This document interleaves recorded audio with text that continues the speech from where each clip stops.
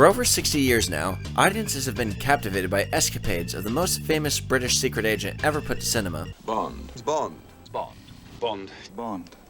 James Bond. As you remember from my Quantum of Solace video, you did watch that, didn't you? I am a major James Bond fan. I won't bore you with how much of one I am, but all I will say is that anytime anything James Bond is announced, I dive headfirst into learning more. Fingers crossed for that IO Interactive Bond game. Like most Bond fans, I am eagerly anticipating the 26th official film, and I dream about what it could be.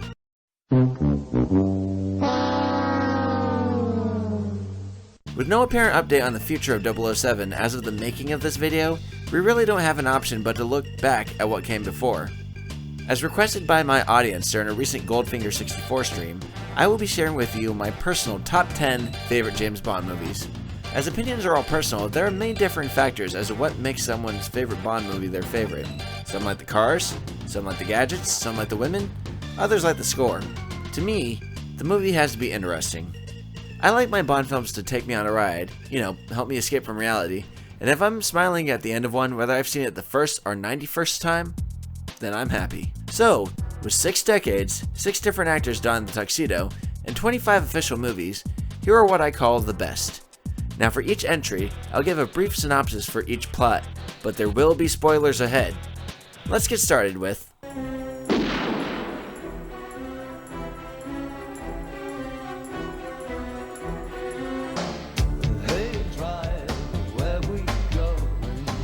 After Roger Moore's Bond tenure ended with a lukewarm A View to a Kill, it was time for a new Bond, and with that, a new iteration. Timothy Dalton had felt that the movies had gotten a bit silly and far removed from what Ian Fleming made audiences fall in love with to begin with. So we got 1987's The Living Daylights. The plot sees 007 investigate a Russian defector's claims that the head of the KGB, played by film legend John Rhys Davies, has reinstated an old policy of death to spies. Death to spies, Minister. After one of Bond's fellow 00s is killed in an infiltrated training session. Bond's suspicions are raised further when the same defector had Bond target a so-called sniper, whom Bond recognizes as the cellist from the concert he met his contact in earlier. Throughout the movie, Bond has to find out what's really going on and who's really behind the scheme. I'm not gonna lie, it's not the plot that puts us in my top 10. In fact, it's probably one of the most convoluted plots in a James Bond movie. It is a bit slow at times too, but the reasons it's on here? Well, for one thing, the action. With a few exceptions, Timothy Dalton did most of his own stunts in the movie to really sell himself as a more dangerous James Bond. Bond hanging onto the speeding car? Dalton. In fact, this entire opening scene is probably the best introduction to a new Bond that we've gotten so far. You've also got a pretty cool car scene, pun intended, with the Aston Martin V8 Vantage. And who could forget the main henchman, Necros, brutally taking on an MI6 safe house to reclaim the defector. And when Bond and Necros finally fight, how about dangling from a cargo plane's hatch, all while a hitting bomb is taken away? This was another stunt done for real. Except Dalton was only there for the close-ups with the rear projection. Let's talk about Timothy Dalton. In his first outing, he definitely portrays a more believable Bond, as he displays the face of a man who lives as if each day could be his last, and with the toll of what he must do for England. I stated earlier as well, but we also got Salah himself, John Rhys Davies as KGB General Pushkin, whom Bond is led to believe is behind the plot. When you get a chance, look up the interrogation scene between him and Dalton. For a scene without much action, the tension almost becomes palpable, as you really believe Bond is ready to pull the trigger, as Pushkin pleads his innocence. You are professional. You do not kill without reason. 2 of our men are dead. Koskov's named you. Now why should I disobey my orders? I am in the dark as much as you are. It's also got one hell of a final film score from longtime Bond composer John Barry, who had been scoring the movies, barring a few he missed, since From Russia with Love in 1963. As the newer Bond came a newer Bond sound, as Barry introduces synthesizers to the classic sound with great effect.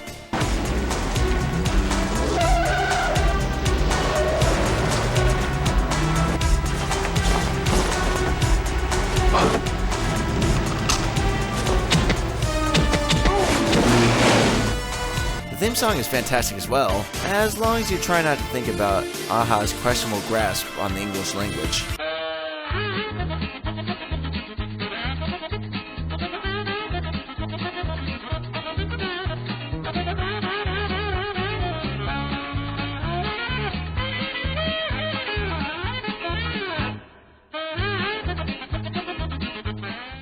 As for why this movie is so low, oh boy, where do I begin? I've already listed that the plot is complicated. The main scheme of the movie is that a KGB general named Koskov and a disgraced American arms dealer, Brad Whitaker, trick MI6 into attempting to assassinate current head of KGB, Pushkin, for supposedly reinstating Śmierć Spionom, which is death to spies. With Pushkin out of the way, the two men would be able to freely sell illegal arms to terrorists in the Middle East. I'm not even doing the movie's plot justice. Trying to describe it is like trying to untangle Christmas lights. The two really don't make for memorable Bond villains either. Koskov acts like a bumbling idiot when he's trying to play innocent. James, I will never forget what you did for me. And he's just a smug asshole when his plot is revealed. I'm sorry, James. For you I have great affection. But we've an old saying. Duty has no sweethearts. We have an old saying too, Yogi. And you're full of it. We don't even get a satisfying death for him on screen. It's only implied. Georgi. Put him on the next plane to Moscow. Oh, thank you, General. Thank you so much. Thank you. In the diplomatic bag. As for Whitaker, he's basically a deadly man-child obsessed with war and dictators. How do you like my personal pantheon of great commanders? Butchers. Surgeons. They cut away society's dead flesh. He made so little of an impact that you'd be surprised that they brought John Doe Baker back to become Bond's new CIA friend in the Brosnan movies, Jack Wade. Hey, Bond. You do any gardening? The only memorable villain here is Necros, the main henchman. When your henchman is making a bigger splash than both main villains, that just makes for weak antagonists. I mean, absolutely no disrespect to the actress, Miriam Diabo, but her character, Cara Malovi, is pretty tepid as far as Bond girls go. I get what they were going for, as Cara represents the normal people who were affected by the Cold War shenanigans. But throughout the movie, she either gets in the way, believes everything thrown her way. You're a friend of his? We've been through quite a lot together. And almost gets her and Bond killed for getting distracted. What happened? He got the boot. Yes, I know she's not a pilot, but still. The last negative I'll give this movie is its iteration of Felix Leiter. John Terry gives every line like he's written it from a cue card off camera. It's a long story, Felix, but in the end, Pushkin makes a miraculous recovery. You mean this is a put-up job? Remember, Bond and Felix are supposed to be longtime friends in the business, but Terry gives the impression that he's just there for the exposition. Well, you've got me, James. Whitaker's put together a few samples of high-tech stuff, but he's placed no big orders yet. Why was he even here in this movie? Despite my gripes, I can still end any viewing of this one with content. And it's still a pretty good time for me. You didn't think I'd miss this performance, did you?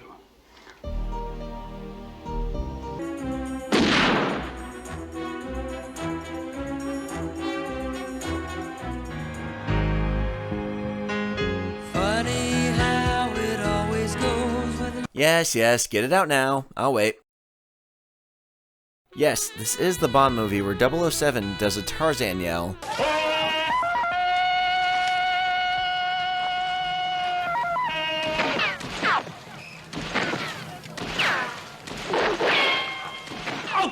Trains a tiger.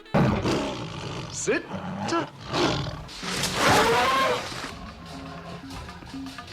And dresses like a clown.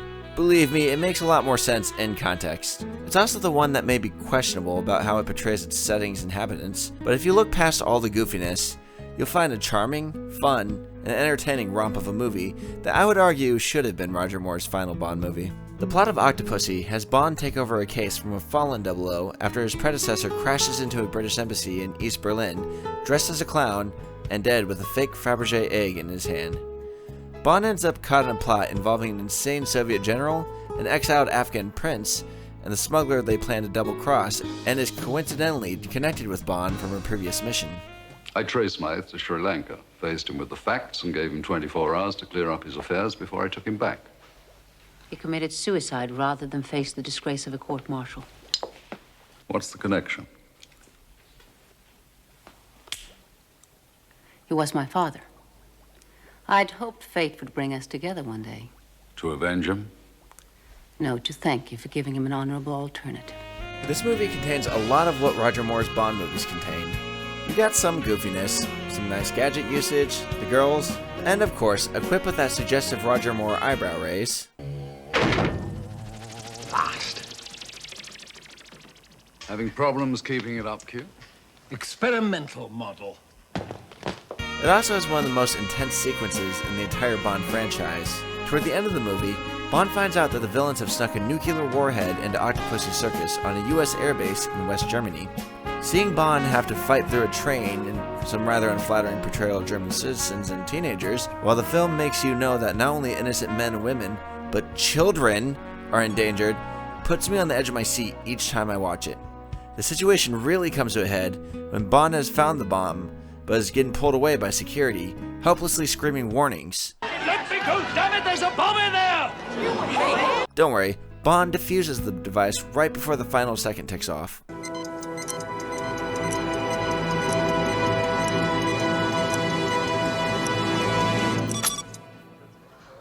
Some critics have called this scene silly, and I can see some credence to it. I mean, Bond is all painted up and suited up as a clown here, but Roger Moore really sells it as James Bond very nearly fails to stop the bomb. That is how you do suspense with a satisfying ending. Another highlight to me is the title character, Octopussy herself. She's the head of her own smuggling operation and has an elite team of female operatives. She's shown to be capable, even dropping a mook or two herself. The fact that she's relatively Bond's age, Roger Moore was 54 when this movie came out, she was about 38. Keep in mind that most of Moore's leading ladies were in their 20s.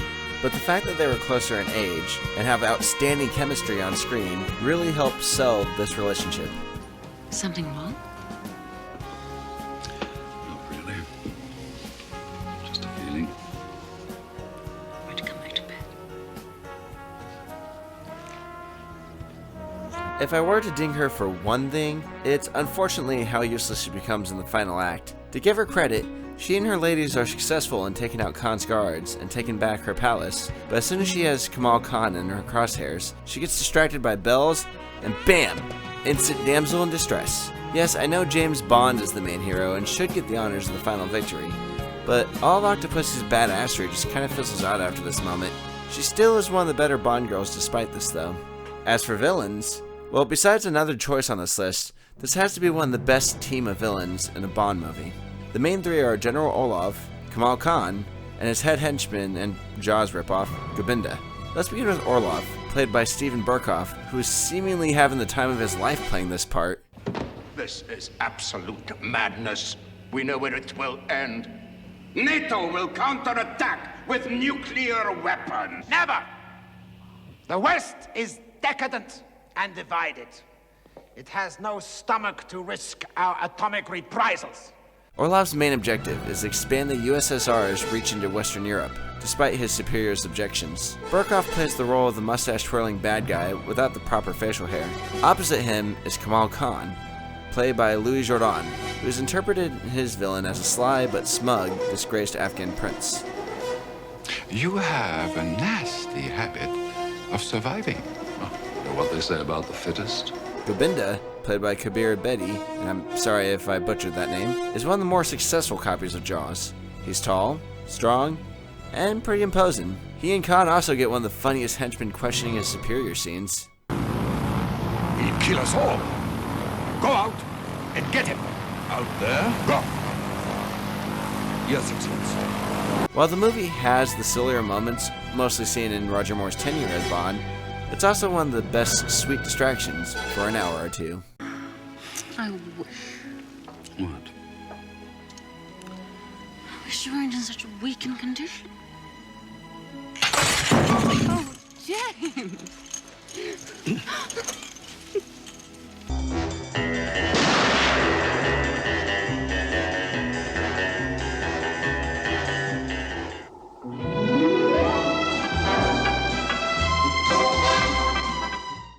Following James Bond's official film debut with 1962's Dr. No, no time was wasted in adapting another Ian Fleming novel, and in 1963, my 8th favorite Bond movie, From Russia with Love, was released. The Bond series as a whole, when you really think about it, not only defined the gentleman spy genre, but it showed different ways to go about it. You've got some silly ones that stretch beyond the realm of possibility. You got some bombastic and action-packed ones like Tomorrow Never Dies, but you've also got ones that reflect the gritty, realistic conflicts of the time. This is more true of the original novel, but From Russia with Love is a straight-up Cold War spy movie. The plot in this one has Spectre hatch a plan to trick Bond and MI6 into thinking that a Russian girl, Tatiana Romanova, has fallen in love with Bond, and to prove her love, she's willing to defect and bring a key technology, the Lecter decoding device, with her to meet with James Bond. Of course, Bond doesn't believe the fallen in love part, but MI6 decide that the Lecter is important enough for Bond to quote-unquote take the bait. What Bond and MI6 are unaware of is what exactly the enemy is up to. The movie sort of acts as a chess match, with both sides constantly and strategically sabotaging the other. What really makes the plot work, however, is that despite a few victories, Bond is at a disadvantage throughout most of the movie's runtime. From the moment he meets with his contact, the game has begun. Despite making some clever moves and fooling the Russians, Bond still finds himself being played by and nearly assassinated by Spectre. Look at his facial expressions when the assassin they hired, Red Grant, has him at his mercy. Bond is out of options. I mean, until he uses Q's briefcase anyway. This movie also has one of the best ally characters in the series. Head of Station T in Istanbul, Kiran Bey, played by Pedro Armendáriz. This affable character is always quick with a joke, and ironically a smoke. Well, who won? I had visitors. Limpet mine on the wall outside. Time to catch me at my desk. But by good fortune, I was relaxing on the settee for a few moments. The girl left in hysterics. Found your technique too violent? And seems to have connections all throughout Istanbul, those being his sons mostly. All of my key employees are my sons. Blood is the best security in this business. Kiram usually has a smile on his face, even when committing some of the darker aspects of Cold War spy work. When Bond and Kiram capture an enemy spy on the train, Bond has Kiram stay with him. So what does Kiram do? He tells the prisoner his life story. I've had a particularly fascinating life. Would you like to hear about it? Would. When he's unfortunately killed, we, along with Bond, feel an immense drop in the tone. While it may be true that Rosa Klebb may be the main villain of this movie, let's talk about the one who steals the show, Red Grant. Grant is a remorseless, incredibly tough, and conniving bastard. He's a masochistic assassin who enjoys what he does and doesn't care who he's doing it for. Sure, he's hired by Spectre, but he doesn't care about their motives or the effects of his actions. He knows how to be just as covert as 007, but possibly deadlier.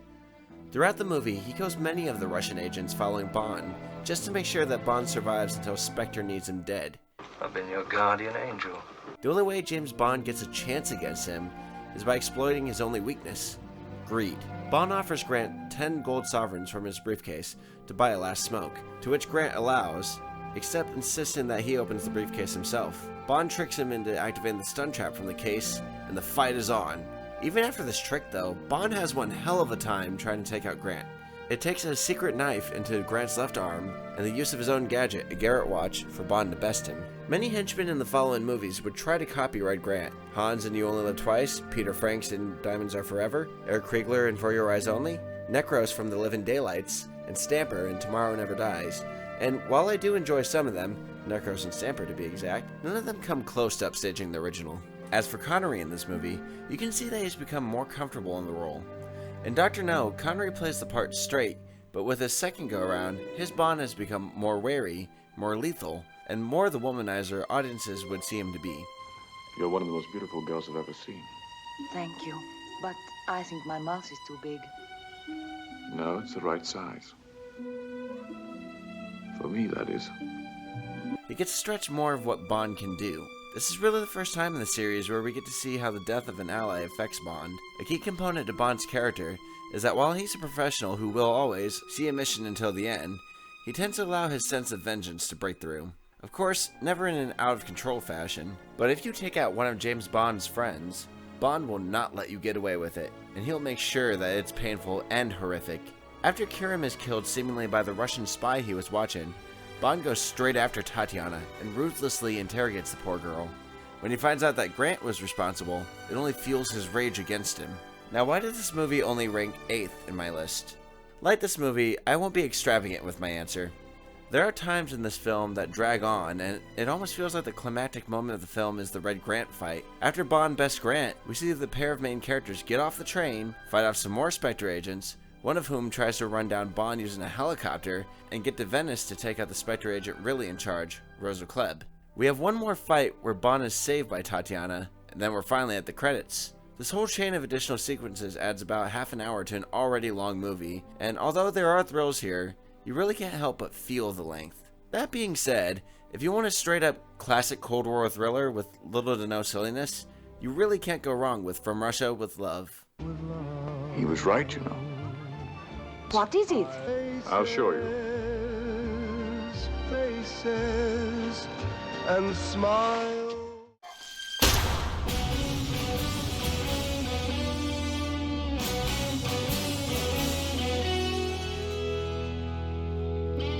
This is one of the only Bond movies that I grew to enjoy the more I watched it. It was the first time that the Bond franchise did a complete reboot. The series had always had a history of scaling things back when the movies began to get a little off the rails in terms of believability. Just look at how Bond went from going to space and firing lasers in Moonraker to searching for a critical piece of espionage tech before the Soviets find it in For Your Eyes Only. Unlike that example though, this was a completely clean slate. We had a new James Bond, no Q, no Moneypenny. M was still Judi Dench, but her performance made it clear that this wasn't the same M that led Brosnan's Bond. And how the hell could Bond be so stupid? I give him 00 status and he celebrates by shooting up an embassy. Is the man deranged? And where the hell is he? In the old days, if an agent did something that embarrassing, he'd have the good sense to defect. Christ, I miss the Cold War. Gone also were the gadgets, quips, and usual tropes that the Bond movies had.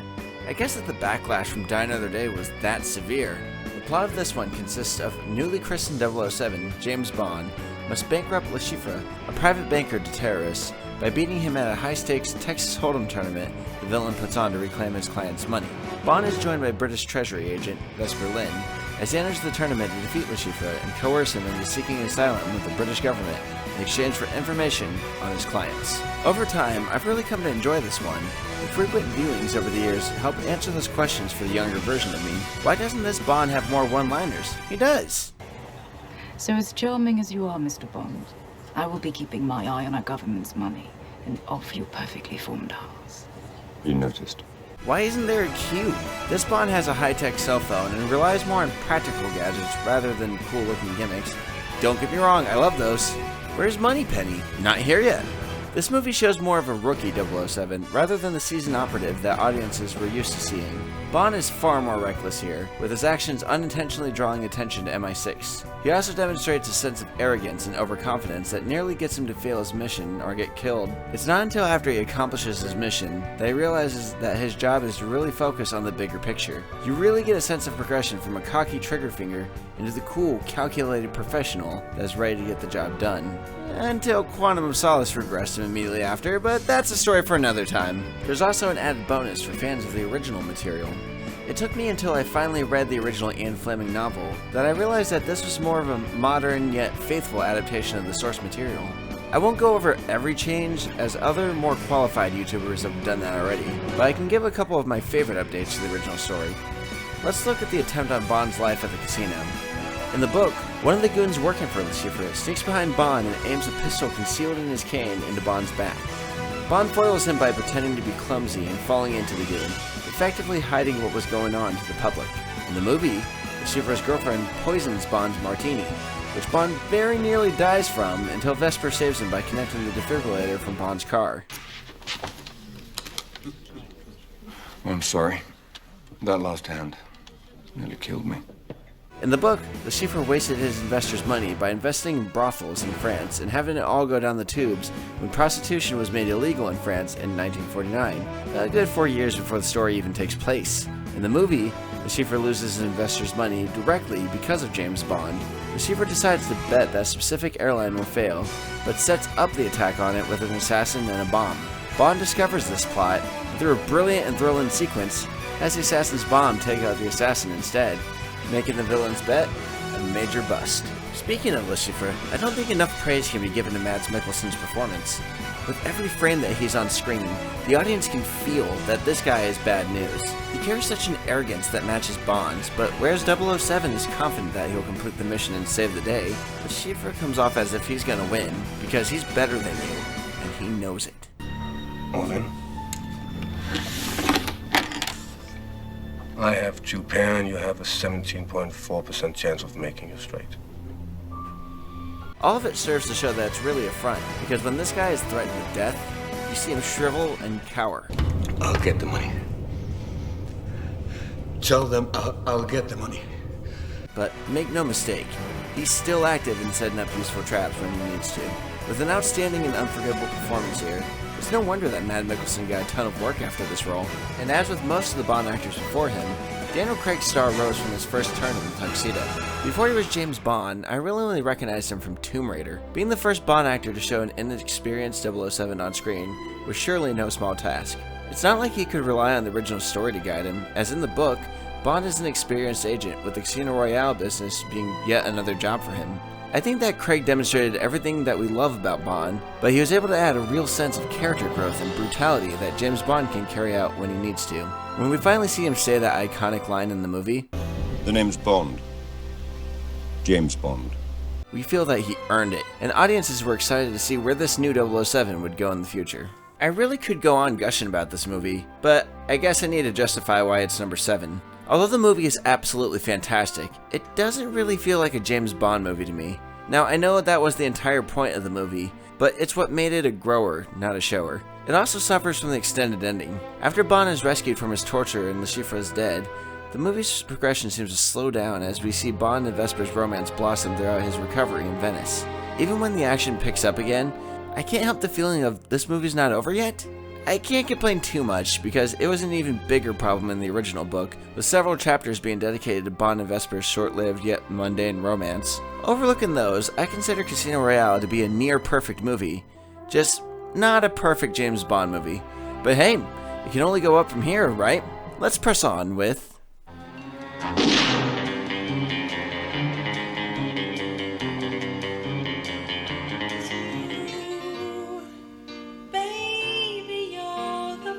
When I think of essential movies that show who James Bond is, well, I can't give away a lot of them as they're on this list, but the one that defines Roger Moore's James Bond is The Spy Who Loved Me. Let me give you a picture of what was going on at this time, in my own interpretation of course. The Bond franchise was in a bit of a slump. First, the departure of Sean Connery after You Only Live Twice left a major hole in fans' eyes that George Lazenby couldn't fill with his sole movie. Connery's return in Diamonds Are Forever was covered in goofiness, and what twisted the knife further was Connery's second departure. Roger Moore came in, but his first 2 Bond movies left audiences confused as to what his Bond was. Live and Let Die had Moore playing Bond with his charm and sense of humor, but with The Man with the Golden Gun, the director had Moore emulate Sean Connery to mixed results. His eye is on me. Where can I find him? I don't know. I said where? I don't know where. He doesn't tell me everything. With this movie, it was crucial that Eon Productions knocked it out of the park after the poor reception from Golden Gun. 3 years later, Eon, Christopher Wood, the writer, and Roger Moore brought to what many would cite as the movie to cement James Bond's staying power. The plot here is kicked off by the stealing of both a British and Soviet submarine, each armed with nuclear warheads. MI6 sends Bond to investigate. He runs into a KGB agent, Anya Amasova, who is working on the same case. Both find out that a reclusive tycoon, Karl Stromberg, is behind it. The two must learn to work together despite not only being on opposite sides of the Cold War, but after another dark connection that Bond has with his Soviet counterpart is revealed to her. This movie has almost everything you could ask for in a James Bond movie. Excellent chase sequences with the triumphant ski opening, and the Lotus Esprit driving into the ocean becoming a submarine. Excellent one-liners from Roger Moore. Where's Peckish? Where's Peckish? Pyramids!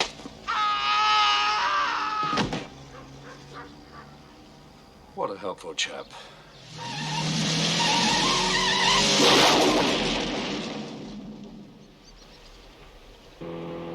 All those feathers and he still can't fly. Let's try reverse. That's backwards. The first appearance of that iconic Bond villain, Jaws. fantastic theme with Nobody Does It Better by Carly Simon, and an epic finale featuring an all-out war between the freed prisoners and the soldiers of Stromberg's La Paz. That's right, on one side is Bond's crew, with American, British, and Russian soldiers against the villain. Now come to think of it, I haven't really talked about the main villain yet, Karl Stromberg. Well, to be honest and a little biased, it's because he never really made that big of an impression on me. Sure, his villainous scheme is brilliant, but he doesn't really make for an intimidating villain. He's more of a sits behind the desk and gives the orders kind of guy. He's also definitely a bad boss, with blowing up people who are no further use to him. I guess you could say he's a lot like Blofeld, and, well, fun fact, it was actually supposed to be Blofeld, but at the time, legal issues prevented this from happening. I guess you could say that he's more of the Wish.com Blofeld. Once again, I've got nothing against the actor, Carl Jurgens, but the character just didn't make that big of a splash for me. This movie also demonstrates one of the best examples of the effects of Bond's dangerous life on himself and others. You see, one of the guys that Bond kills in the opening was Anya's lover. If you haven't already, I recommend looking up this scene for yourself. Of course, Anya ends up falling for Bond at the end, but damn, man. The way that Roger Moore portrays Bond's regret for what he must do in the line of duty hits hard. Speaking of Anya, she's the first Bond girl to be in an equal line as Bond, as a fellow secret agent. There's a lot of fun moments in this movie where the pair are constantly trading barbs and one-upping each other. The only moment where she falls a bit short is at the end where, once again, another badass Bond girl becomes a helpless damsel. In her case, like Octopussy, it sort of lets all the wind out of her toughness when this kind of thing happens, but once again, it's a Bond movie, so it'd be kind of a letdown if Bond wasn't the hero of the movie. The only real complaint I've got against the movie is that it sort of drags in the middle. Other than that, there's nothing about it that I'd change. As I stated earlier, The Spy Who Loved Me really showcases the best of Roger Moore's Bond tenure, and would be the template that his following movies would try to emulate, if not outright call back to, and for good reason. Bond, what do you think you're doing? Keeping the British end up, sir. Nobody does it better. And this concludes the first half of this list. Look at the video progress bar. I think I've held you guys here long enough. I was hoping this would be a short video, but I think my wife is correct in saying that short videos just aren't in my wheelhouse. So if the second part is out by the time you're watching this, feel free to hop over to that one after this one. But if not, think of this as a little intermission. So if you're curious to what my top 5 favorite James Bond movies are, make sure that you're subscribed and have the notifications on. YouTube has been a bit screwy lately about letting you guys know when I upload something, so if you'd like to be sure about any activity on this channel, make sure that bell is activated. I can't wait to share my top 5 with you, but until then, I'm Ginger Wolf, you're awesome, see you then.